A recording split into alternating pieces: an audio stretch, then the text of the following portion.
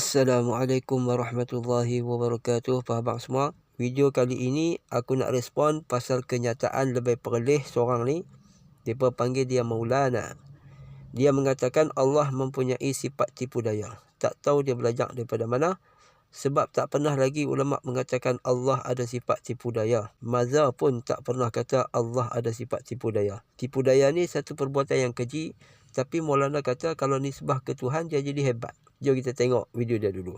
Mereka menjalankan tipu daya dan Allah menggagalkan tipu daya mereka.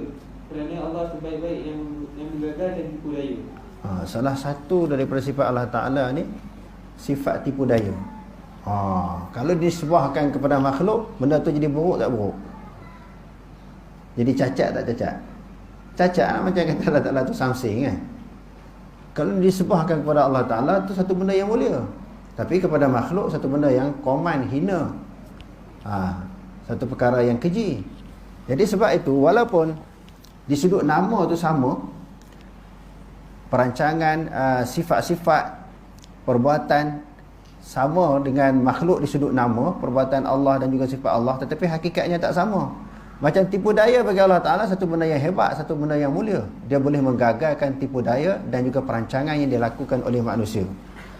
Jadi sebab tu dia dalam bab mukhalafah ni, mukhalafah dalam semua bab, sama ada mukhalafah di sudut zat ataupun sifat. Sebahagian daripada sifat itu sifat tipu daya tadi. Tak sama. Kalau disebahkan kepada makhluk jadi buruk, benda tu jadi keji.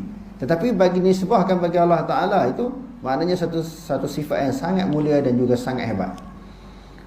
Sebab itu selalu kita sebut dengan perkataan, kalau kata tangan yang layak, nuzul yang layak, tipu daya yang layak, yang sesuai dengan Allah Ta'ala.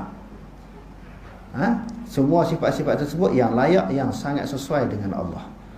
Jadi sebab Maulana kata Allah ada sifat tipu daya kerana dalam Al-Quran pada ayat 54 dari surah Ali Imran yang berbunyi wa makaru wa makarallah wallahu khairul makirin, yang bermaksud dan mereka orang-orang kafir membuat tipu daya, maka Allah pun membalas tipu daya dan Allah sebaik-baik pembalas tipu daya. Yakni mereka orang kafir mengatur tipu daya terhadap Isa kerana menunjuk orang yang akan membunuhnya secara diam-diam. Dan Allah membalas tipu daya mereka dengan jalan mengubah muka seorang seperti Isa AS sehingga mereka bunuh, sedangkan Isa diangkat ke langit. Dan Allah sebaik-baik yang membalas tipu daya. Kalau kita lihat kitab-kitab tafsir, tidak ada ulama tafsir yang mengatakan Allah mempunyai sifat tipu daya ketika mentafsirkan ayat tersebut.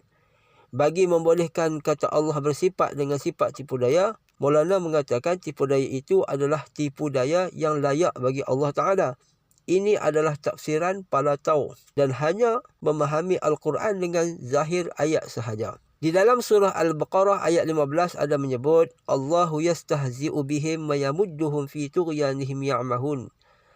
Yang bermaksud Allah akan memperolok-olokkan mereka dan membiarkan mereka terombang-ambing dalam kesesatan. Maulana mungkin akan mentafsirkan Allah ada sifat perolok atau pengejek ataupun mengejek. Tapi mengejek yang layak bagi Allah Subhanahu wa Ta'ala. Juga disebut di dalam surah An-Nisa ayat 143, Allah menyebut innal munafiqina yukhadi'una Allah wa huwa khadi'uhum. Yang bermaksud sesungguhnya orang munafik itu hendak menipu Allah, tetapi Allah lah yang menipu mereka.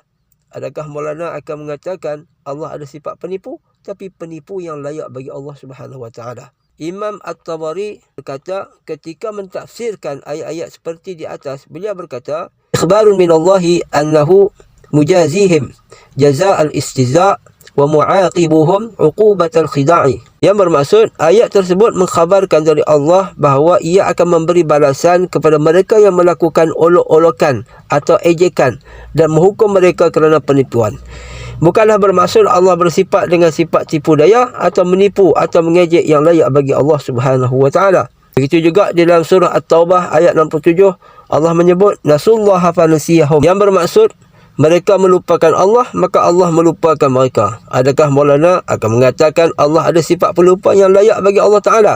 Imam Fakhrul Razi berkata, maksud Allah melupakan ialah Allah meninggalkan mereka dengan tidak memberi taufik dan hidayah kepada mereka. Imam An-Nasafi dalam kitabnya Tafsir Nasafi jilid 1 muka surat 156, beliau berkata, wala yajuzu idhafatul makri ila Allah Ta'ala illa ala ma'na al-jazai li'annahu madhmumun 'inda al-khalqi wa 'ala hadha al-khida'u wal istihza'u kadza fi syarh at-ta'wilat wallahu khairul makirin aqwal mujazi wa aqdaruhum 'ala al-iqabi min haitsu la yash'urul mu'aqabu.